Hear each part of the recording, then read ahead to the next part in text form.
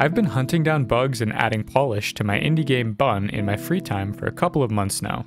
In the last 8 months, my day job has been taking up a lot more of my time with the new project that I'm involved in. Since I've had less game development time, I've been taking on bugs and improvements that I've captured in my codec one by one whenever I have some free time to work on the game. The thing is, although the game is definitely in a better state than it was in the last devlog, I feel like I still haven't made enough progress towards finishing the game, and I'm still kind of murky on what finished even means.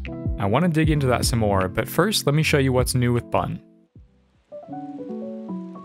There's a new big cloud poof VFX when you fall from a great distance and slam the ground. I improved the trail effect on Bun's roll and added a little bit of purple light. There are new sound effects for picking things up in the boop garden and buying items in the shop. There's an idle animation for the hatted figure. I changed the UI animations to happen in pixel space since I got a 1440p monitor and realized they were bugged out. I rounded the values on Boop's age display and made it update every time they performed an action. I added basic UI to show your progress with the Gordo Boop. I changed the interval between letters during dialogue based on punctuation. This makes it more natural to read along with dialogue, and since their voice sounds play per letter, it has the bonus effect of simulated pauses in speech in the audio. I made the camera always start directly behind Bun instead of a semi-random position. I made Boop mating rare since things were getting out of hand quickly. I added a tiny bit of head sway to Bun's idle animation since it was perfectly still before. I continued fleshing out the lava level, which now has a pillar that rises out of the lava and a weird snaking final platform.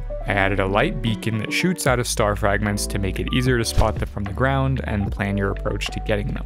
I did this by placing a cylinder in the star fragment prefab, stretching it out super tall, and slapping the Aurora Borealis shader that I made for the snow level on it. Boom, beacon. I added a new gameplay setting to toggle whether or not the camera should be pulled by motion. It seems useful when using a controller, but I prefer to play without this on PC, so I figured I should just make it an option. I slightly increased Bun's run animation speed at the suggestion of this comment on Reddit. And finally, there's a new permanent piece of UI that I'm calling the True Bun meter based on the True Jedi meter from the original LEGO Star Wars games. I wanted a more official way to show completionists that they've done everything there is to do in a level. So this meter fills up as you collect collectibles and destroy objects around the level.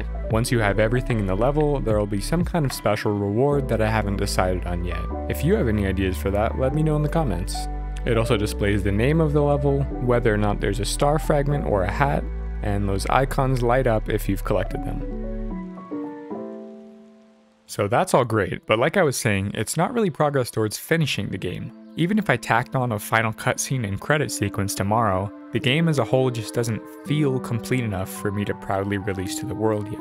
I've been constantly asking myself what's missing, what's wrong with what's there, and how can I make the game better? It became clear to me that I'm in desperate need of feedback. That thought led me to an article by Derek Yu, the developer behind the Spelunky series. In it, Yu suggests getting feedback when feeling lost or demotivated about a game as a way to zoom out and reevaluate all the moving parts that make up a game. He classifies this feedback as either sympathetic, like family, friends, and supportive YouTube viewers leaving nice comments, sometimes embedded with suggestions, or unsympathetic from random people that are interpreting the game at face value based on what they see and what they like. And so I'm making a point to collect as much feedback as possible during the next few weeks. While I was reflecting on Bun's development and looking back through old devlogs, I also had a realization that earlier in development, each devlog shared way more of the game since I was still figuring out what the game even was. I shared a lot at once, and in return you guys gave me lots of feedback. As the concept and game got more refined, I started to get shy about sharing large portions of gameplay at once, because I wanted to save that experience for players to play through for the first time.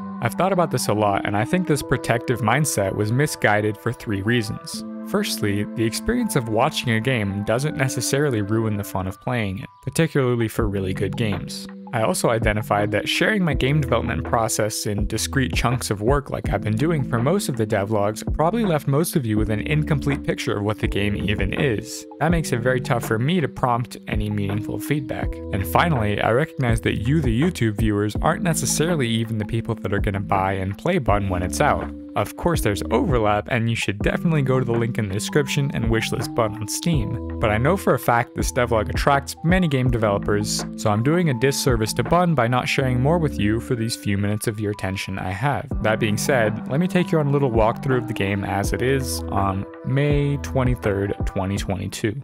Basically, as soon as you start, one is surfing through space on a star, and the star gets shattered into 5 fragments.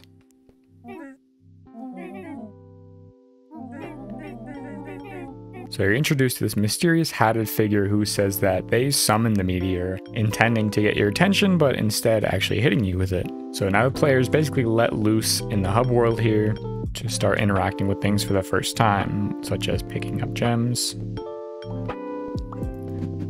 first opportunity to destroy things, and basically the only prompts that you were given are to visit Ellie the shopkeeper for upgrade items, and that the portal sanctum is where you go to continue the story.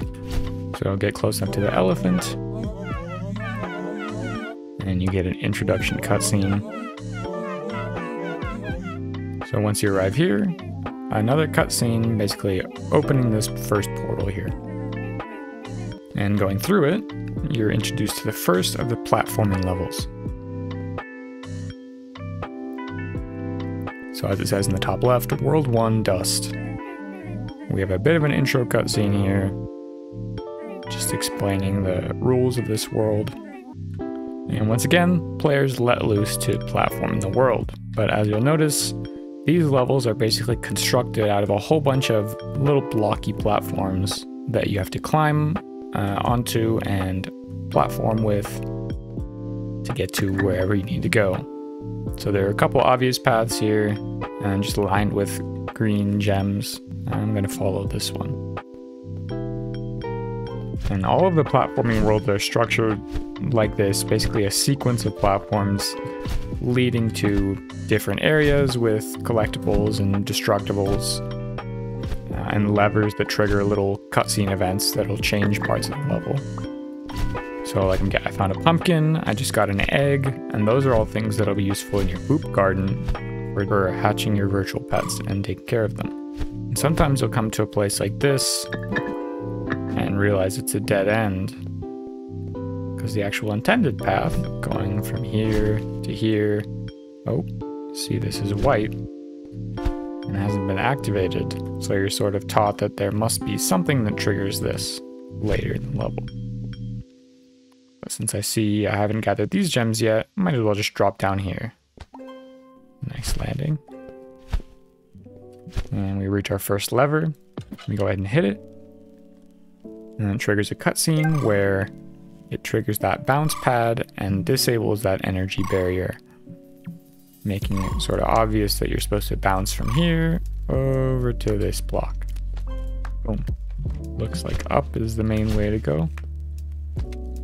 And that's pretty common throughout most of the levels. Generally, you're trying to go to the top of the level where the star fragment is. And each platforming level also has a vending machine with a permanent hat unlock. So once you unlock this hat, it'll appear on a statue in the hub world, and you can equip it and take it with you to future levels. So this is a cowboy hat. And at a certain point, if you're observant enough and you're looking up, you'll notice the glowing golden beacon in the sky is actually signifying where that star fragment is. Oh, found another lever. And this one doesn't have an obvious, triggerable thing near it. As soon as the cutscene plays, you'll realize, where we were earlier is now a valid path. So I'll keep following this, and there's our star fragment.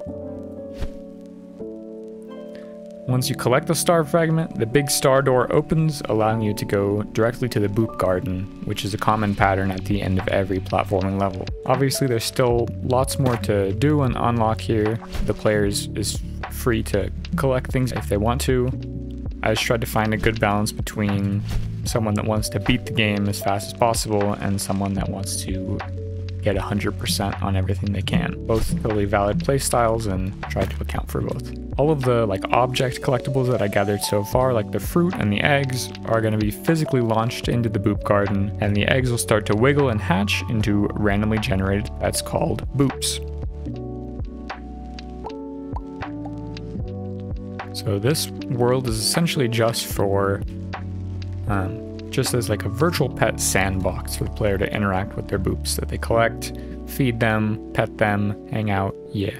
And there's also a giant boop in this world over in that cave type area, who has been mutated by that star fragment in his forehead. And over the course of the game, you can feed him some of the food that you've collected and work your way to getting that star fragment back.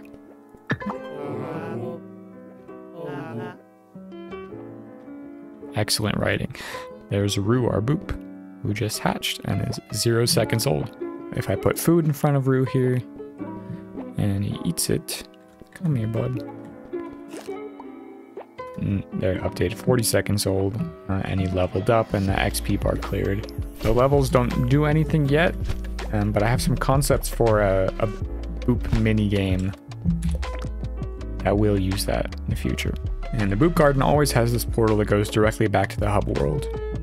Ideally I would have no hat on right now, but I would see these two that I've got for the first time and I can go equip whichever I like.